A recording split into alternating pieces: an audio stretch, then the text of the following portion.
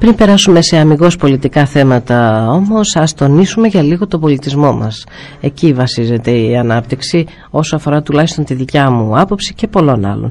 Και αναφέρουμε στις εκδηλώσεις που λαμβάνουν χώρα από τώρα μέχρι το φθινόπωρο στη Χαλκιδική και δει στα G Hotels. Κοντά μου στο στούντιο του Radio Star είναι η κυρία Δεβελή Χριστίνα, ιδιοκτήτρια της επιχείρησης «Η Τέχνη του Επικοινωνήν», και την καλωσόριζω. Καλή σας μέρα, ευχαριστούμε για την πρόσκληση. Να σας ευχαριστήσουμε επίσης που στηρίζετε το πρόγραμμα μέχρι τον Οκτώβριο σαν χορηγή επικοινωνίας. Το Radio Star πάντα στηρίζει τον πολιτισμό. Να πούμε δύο πράγματα για την τέχνη του επικοινωνίου και να προχωρήσουμε μετά στα πολιτιστικά δρόμενα, κυρία Δεβρελή. Δημιουργήθηκε στα τέλη του 2002, έτσι δεν είναι? Ναι, ξεκίνησε αρχικά γιατί λόγω της προηγούμενης εμπειρίας είχε διαπιστωθεί ότι οι καλλιτέχνες έχουν πάρα πολλά προβλήματα με τις διοργανώσεις και προσπαθήσαμε να φτιάξουμε μια επιχείρηση που θα μπορεί να φροντίσει όλα τα μικρά ζητήματα και φυσικά απευθύνεται σε όλους τους καλλιτέχνες και όχι μόνο σε αυτούς που έχουν συνδέσει την τέχνη με τις πωλήσεις. Σε όλους τους εικαστικούς. Ναι. Μέσα από αυτή τη διαδικασία λοιπόν και το στήσιμο αυτής της επιχείρησης διοργανώνεται εσείς παρουσιάσεις καλλιτεχνών εικαστικών δρόμενων, όχι μόνο διοργάνωση και παρουσίαση, δημιουργούμε και κόνσεπτ για συγκεκριμένους χώρους. Αφού γίνει μελέτη, υπάρχει η τεχνογνωσία, υπάρχει ο εξοπλισμός, όλα αυτά. Όλα υπάρχουν. Όλα αυτά. Άρα βοηθάτε και τον ίδιο τον καλλιτέχνη να προβάλλει το έργο του. Πολύ καλύτερα από ό,τι αν το έκανε μόνος του, φυσικά. Και ας πάμε τώρα στα G Hotels, που είναι το Άθος Παλίνη. Είναι το Άθος και το Παλίνη, το οποίο βέβαια ανήκει σε έναν όμιλο που έχει και άλλες ξενοδοχειακές μονάδες. Απλώς αυτά τα δύο γίνονται τα εικαστικά δρόμενα. Είναι μια προσπάθεια που άρχισε πριν από 7 χρόνια περίπου. Και πάει καλά, ναι, ακριβώς το 2005 στα τέλη. Να τονίσω σε αυτό το σημείο ότι ο τουρισμός, ειδικά στη χώρα μας, συνδέεται άρρηκτα με τον πολιτισμό.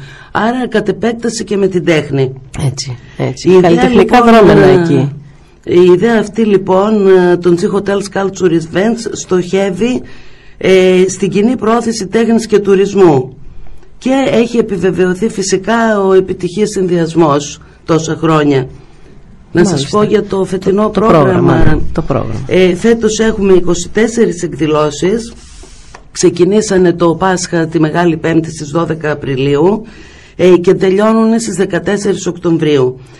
Μεταξύ αυτών έχουμε ατομικές εκθέσεις που είναι από την ζωγράφο Άγνες Γκράμπο από το Βερολίνο, μας έρχεται, αεροφωτογραφία από το Βασίλη Μπακαλούδη, ζωγραφική από την Ιωάννα Γιανγκούδη, έκθεση πυρογραφίας και χαλκογραφίας του Αλμπέρτο Σεβί, έκθεση μαρμαρογλυπτικής με χρηστικά κυρίως αντικείμενα του Λουκά Ιωάννου.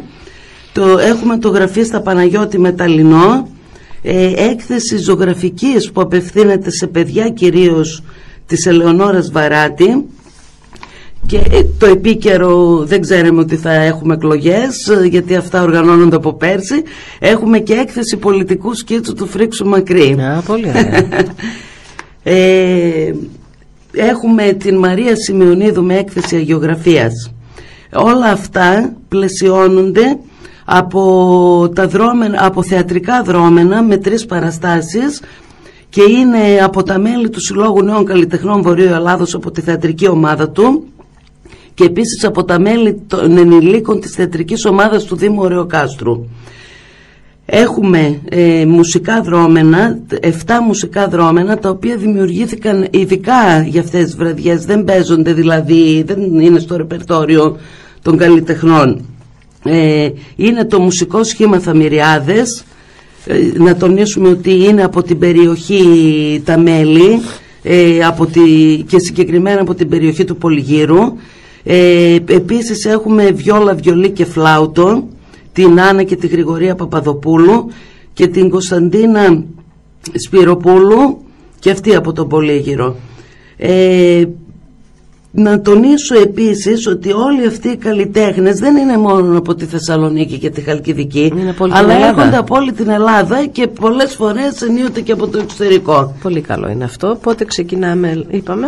Ξεκινήσαμε 12 Απριλίου με μία έκθεση αγιογραφίας, η οποία συνεχίζεται μέχρι τις 8 Ιουνίου. Την αφήσαμε πάρα πολύ καιρό, γιατί οι πωλήσεις, τα έσοδα από τυχόν πωλήσεις θα διατεθούν στην ελληνική εταιρεία για τις κλήρυνσης κατά πλάκας. Συγχρόνως όμως θα έχει και άλλες εκθέσεις στο χώρο, έτσι δεν είναι? Δεν θα είναι αυτή μόνο αυτή η έκθεση είναι μέχρι τον Ιούνιο. Έχουμε γευστική δοκιμή ίνου στις 3 Ιουνίου. Όχι, από νωρίτερα έχουμε νωρίτερα κάτι? Όχι. Αυτή η έκθεση σε ποιο χώρο στο είναι? Άθος, στην αίθουσα τέχνης του Άθους. Και είναι ενδιαφέρουσα γιατί γίνεται για φιλανθρωπικό σκοπό και μετέχουν 12 αγιογράφοι. Μάλιστα. Ωραία. Εμείς να ευχηθούμε κάθε επιτυχία και θα έρθουμε να σας δούμε και από πολύ, κοντά. σας περιμένουμε. Βεβαίως. Να είστε καλά. Χαλκιδική. Ραδιοστάρ 95 και 5. Σχέση ζωής.